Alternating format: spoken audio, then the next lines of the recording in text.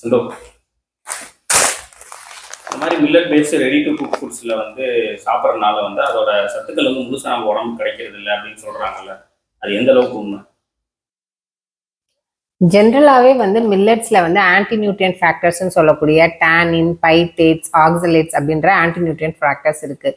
இது என்ன பண்ணுன்னா மில்லட்ஸில் இருக்கக்கூடிய முழு ஊட்டச்சத்தையும் நம்ம உடம்பு அப்சர்வ் பண்ண விடாமல் தடுக்கும்.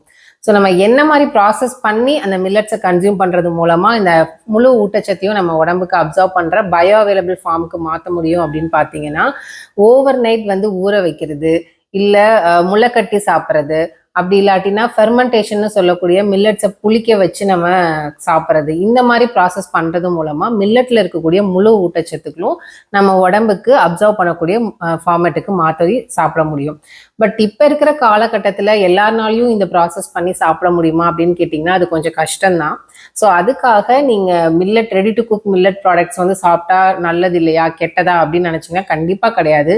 நீங்கள் வேற ஏதாவது ஃபாஸ்ட் ஃபுட்க்கு வந்து போகிறதுக்கு பதிலாக இந்த மாதிரி ரெடி டு குக் மில்லட் ப்ராடக்ட்ஸை உங்கள் டயட்டில் இன்க்ளூட் பண்ணுறது வந்து ஒரு நல்ல டிசிஷன் தான்.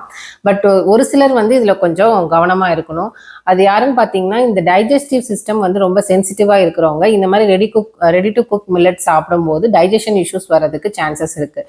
ஸோ அவங்க மட்டும் கொஞ்சம் பார்த்து கவனமாக வாங்கி சாப்பிடணும். இப்போ நிறைய பிராண்ட்ஸில் வந்து மில்லட்ஸ் வந்து முளைக்கட்டிய மில்லட் மாவு, இந்த மாதிரி முளைக்கட்டிய மில்லட்ஸை வச்சு பண்ணக்கூடிய ரெடி டு குக் ப்ராடக்ட்ஸ்லாம் வந்து அவைலபிளாக இருக்குது. ஸோ நீங்கள் வாங்கும்போது அந்த மாதிரி ப்ராடக்ட்ஸாக கொஞ்சம் செக் பண்ணி கூட வாங்கி யூஸ் பண்ணலாம்.